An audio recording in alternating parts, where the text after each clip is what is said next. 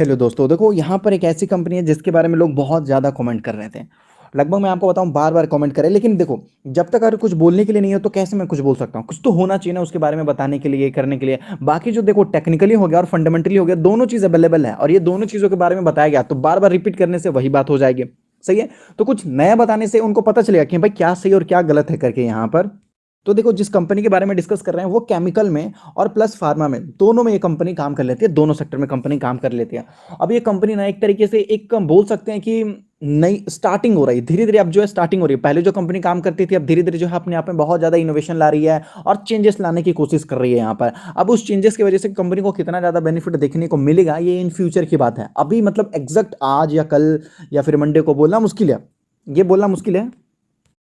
देखो, इस कंपनी की एक खास बात है। खास बात ये है कि ये कंपनी काफ़ी छोटी है, लगभग 15 रुपये के आसपास देखने को मिला। ये प्राइस में भी काफ़ी छोटा है और मार्केट कैप में भी काफ़ी छोटा।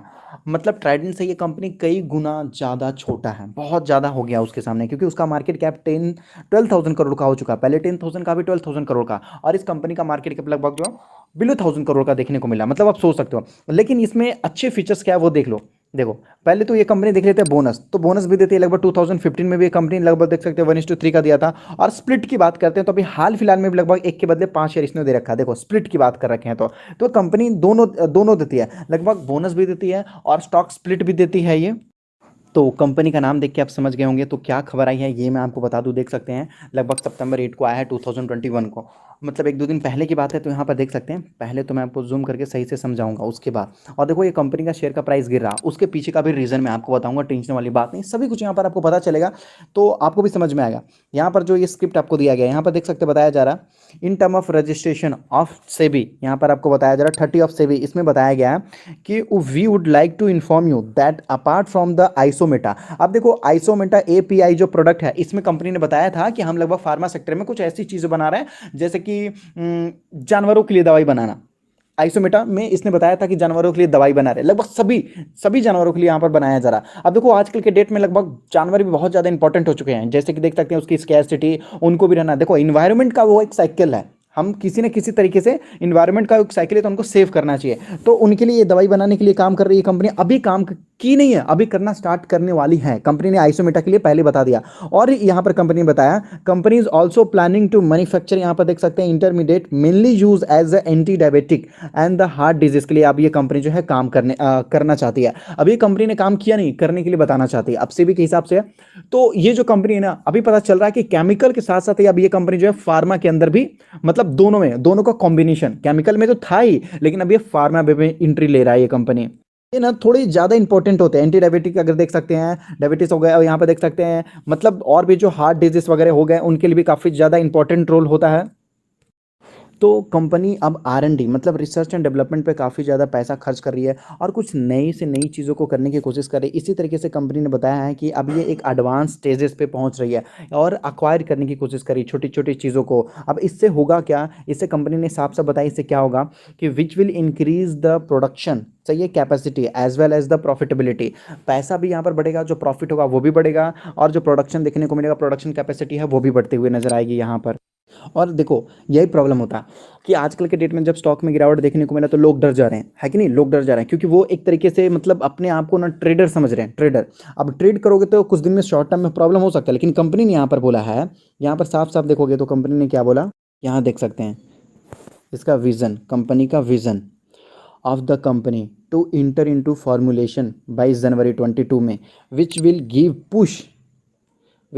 Give push to the growth of company for long term. ये लंबे समय की बात कर रही है क्योंकि इनको पता है कि भाई हम ये जो कंपनी बना रहे हैं, ये जो बिजनेस बना रहे हैं ना, ये लंबे समय के लिए, जीवन भर बैठ कर खाएंगे। अब जो कुछ ट्रेडर हैं वो क्या होते हैं, भाई 10 दिन हो गया, 2 महीने हो गया, 6 महीने हो गया, अब कंपनी नहीं चल रही है। अब देख सकते हैं रिलायंस इंडस्ट्री भी 1 साल से नहीं चल रही थी, लेकिन जब चलना स्टार्ट किया तो काफ़ी अच्छा प्रॉफिट देते हुए नजर आया। तो कंपनी के पास एक काफ़ी अच्छा अपॉर्चुनिटी है मार्केट में। ये बता रहा है कि भारत देश में भी और लगभग ग्लोबल मार्केट में भी, मतलब इधर तो है, अब ये एक्सपोर्ट करने के भी काम करेगी, दोनों चीज़ों। तो लंबे समय में ये कंपनी अभी भी बता रही है कि काफ़ी अच्छा रिटर्न दे सकती है। अब इसका जो है ना कि एक न्यू मतलब ब्रांच हैदराबाद में आने वाला है, हैदराबाद में। यही तो होता है कि धीरे धीरे अपने ब्रांच को या अपने बिजनेस को स्केल अप करने की कोशिश करना धीरे धीरे। अब ये कंपनी ने बताया है कि यहाँ पर like to contribute 25 to 30 crore turnover per year. अब देखो यहाँ कंपनी ने अपना एक गोल बताया कि 25 से 30 करोड़ जो हम पर ईयर के हिसाब से टर्नओवर कर सकते हैं। अब हो सकता है कि ये टर्नओवर को अचीव करने के बाद और भी आगे प्रॉफिट, अच्छा प्रॉफिट हो सकता है यहाँ पर। तो एक चीज़ तो मैं आपको बता दूं, इवेक्सा ये जो कंपनी है ना बिल्कुल डेट फ्री है, बिल्कुल डेट फ्री है कंपनी।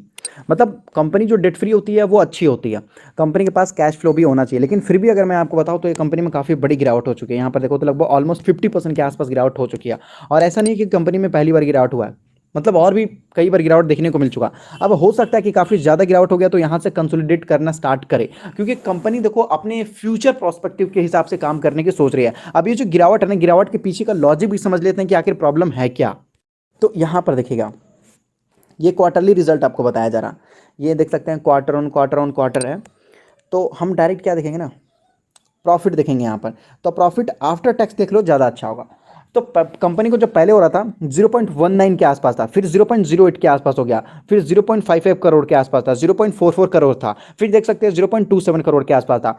मतलब कंपनी का प्रॉफिट देख सकते हैं 0.08 करोड़ के आसपास आ चुका था, बहुत ज़्यादा घट गया था। फिर 0.55 के आसपास हुआ, लेकिन फिर यहाँ से फिर देखो डिक्रीज हुआ, फिर देखो यहाँ से यहाँ डिक्रीज हुआ। तो कंपनी का यहाँ जो प्रॉफिट है ना, ये कॉन्स्टेंट रेट में नहीं जा रहा, काफ़ी ज़्यादा यहाँ पर वॉलेटिल मतलब फ्लक्चुएशन देखने को मिला। कभी कभी थोड़ा अच्छा भी होता है, कभी कभी यहाँ पर देख सकते हैं एकदम बिल्कुल से प्रॉफिट गिर चुका है। यहाँ पर भी देखो तो फाइनली प्रॉफिट गिर चुका है। ये तो था क्वार्टर ऑन क्वार्टर। अगर यहाँ पर देखोगे प्रॉफिट एंड लॉस स्टेटमेंट में, तो ये आपको बताया जाएगा ईयर ऑन ईयर, 2016 से आपको बताया जाएगा 20 के हिसाब से, हो सकता है 21 भी खींच ले।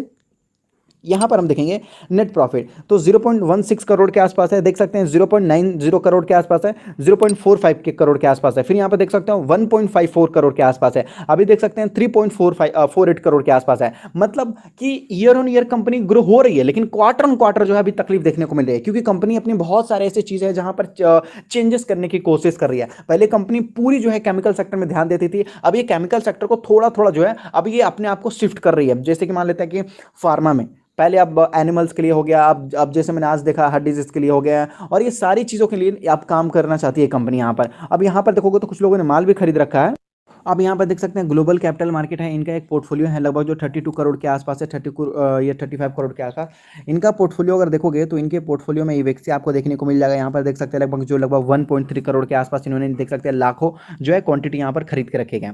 तो जिसको बेटर लग रहा है भाई फ्यूचर प्रोस्पेक्टिव के हिसाब से वो पोर्टफोलियो में अपने रख के छोड़ रहा। अब जिनको शॉर्ट टर्म में है तो उनको लॉस देखने को मिल सकता है। देखो बजाज फाइनेंस भी लगभग 5,000 रुपये से लगभग वो भी आ चुका था 1.9 के आसपास, मतलब 1,900 रुपये के आसपास 5,000 का शेयर। इसका मतलब ये थोड़ी कि बजाज फाइनेंस खराब था, कभी कभी सिचुएशन चेंज होते रहती है यहाँ पर। तो देखो जब कुछ आता है तो मैं आपको अपडेट करने की कोशिश करता हूँ, ऐसा नहीं कि जहां पर लॉस होता है उसके बारे में आपको इन्फॉर्मेशन नहीं दिया जाता, सारी जगह आपको इन्फॉर्म करने की कोशिश की जाती है। बाकी आप भी थोड़ा पेशेंस रखना सीखो तो ज़्यादा अच्छा होगा। मैंने देखो हाई क्वालिटी यूट्यूब चैनल जो मेरा है वहां पर मैंने आपको बताया कि कैसे लोग अपने खुद की गलतियों की वजह से लॉस कर लेते हैं और फिर दूसरों को मतलब ब्लेम करना स्टार्ट कर देते हैं। सेम बहुत सारे ऐसे आपको दिखा दूंगा कि अगर आप पेशेंस रखे होते तो आपको काफ़ी अच्छा प्रॉफिट हो जाता। केवल एक और मतलब 2-4 महीने की वजह से, 2-4 महीने अगर आपने पहले ही माल बेच दिया वहां पर तो आपको नुकसान देखने को मिल जाता है। तो थोड़ा और अपने मतलब कि कैपेसिटी को बढ़ाओ, साल 2 साल 3 साल, मतलब हैबिट यहाँ पर जितना लंबा रखोगे उतना ज़्यादा आपको बड़ा मुनाफा देखने को मिलेगा।